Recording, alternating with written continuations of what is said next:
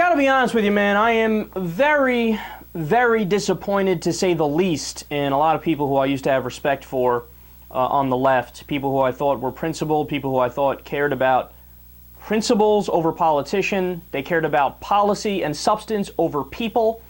But a lot of people, they're just flat out picking President Obama over any type of principle, over any type of care for civil liberties or the Constitution. I mean, you gotta understand, the whole idea of me not liking George W. Bush and attacking George W. Bush was because I disagreed with his policies, because he blatantly disregarded the Constitution. So if I hate President Bush for not caring about the Constitution, shouldn't I hate President Obama for not caring about the Constitution and taking his illegal programs and putting them on steroids? Yeah, absolutely, it's a no-brainer. Unless you blindly cheerlead for the party, I mean, your opinion on this should be obvious, right? Well, I'm now going to play you a clip. This is President Obama in 2008. Let's listen to what he had to say about civil liberties. The administration also puts forward a false choice between the liberties we cherish and the security we provide. I will provide our intelligence and law enforcement agencies with the tools they need to track and take out the terrorists without undermining our Constitution and our freedom. That means no more illegal wiretapping of American citizens. No more national security letters to spy on citizens who are not suspected of a crime. No more tracking citizens who do nothing more than protest a misguided war. No more ignoring the law when it is inconvenient. That is not who we are. And it's not what is necessary to defeat the terrorists. The FISA court works. The separation of powers works. Our Constitution works. We will again set an example for the world that the law is not subject to the whims of stubborn rulers and that justice is not arbitrary. Where did that guy go? President Obama today, quote, "We can't have 100% privacy and 100% security." Interesting. Ben Franklin disagrees. Quote from Ben Franklin: "He who sacrifices freedom for security deserves neither." I love our constitutional law professor in 2008. He had it nailed. He was exactly right on everything he said there.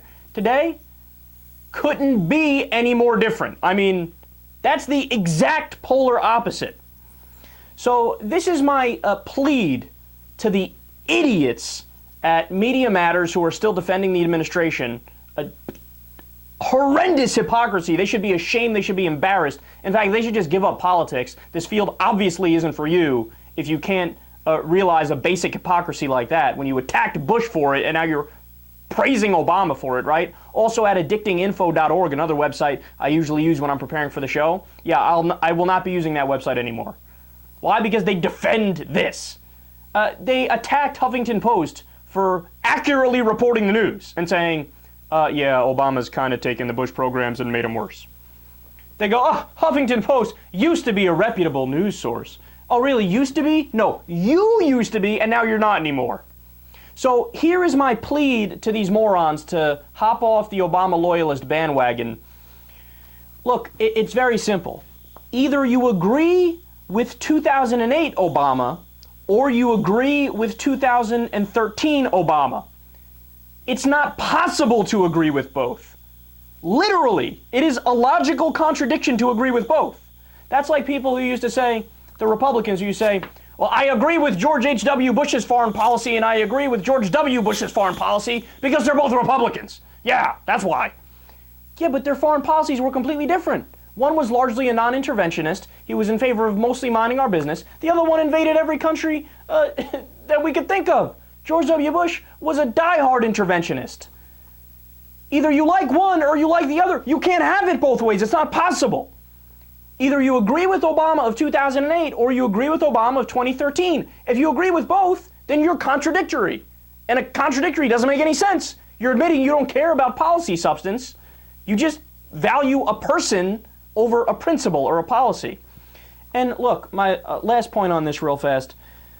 The entire point of the Constitution is to say these things are not debatable. These are the certain things that we've laid out that are off the table. Anything else you can have a democratic discussion about and we could vote on it. And we've set up political processes where, in a lot of cases, a simple majority picks which direction we should take the country, etc.